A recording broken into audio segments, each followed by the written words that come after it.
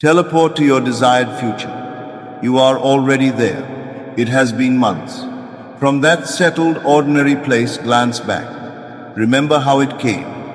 Let the feeling of that happened be the first quality of consciousness you carry into the day.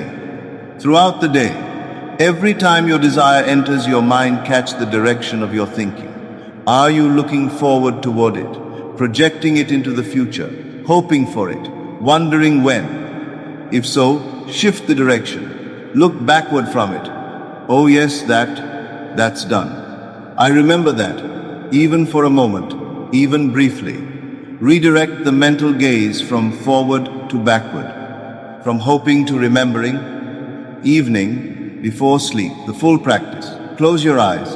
Teleport to your desired future well past the moment of arrival into the ordinary after. Live in that moment. Feel the normalcy of it, the settled quality of it. Then create the memories looking backward, the day it came, the conversation you had, the call you made, the moment you knew it was real. Make the memories vivid, specific, sensory, the kind that stick, and fall asleep inside the feeling of remembering, not the feeling of wanting, not hoping, not visualizing forward, not trying to believe, remembering.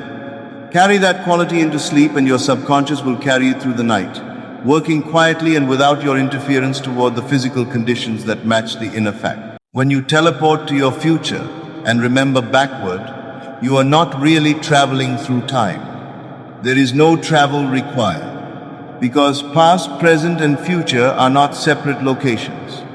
They are not different rooms in the house of experience, arranged sequentially along a corridor.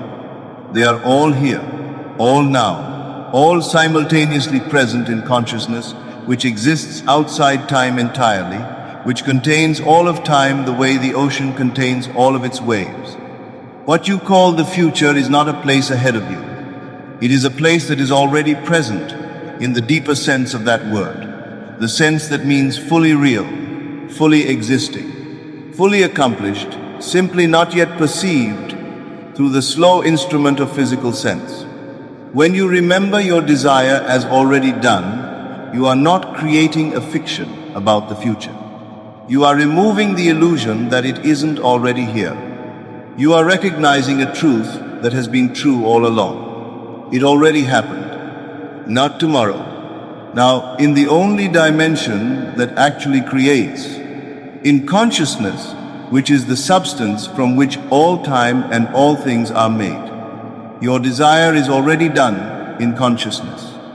The only question has ever been whether you are willing to remember it. So tonight, before you sleep, close your eyes, teleport, go past the arrival, past the transition, into the ordinary, after into the life where it has been yours long enough to feel unremarkable. And from that quiet, settled, already place, look back, remember how it came, how it felt, what you said, who you called, what you thought, the morning after, when you woke up and it was still true.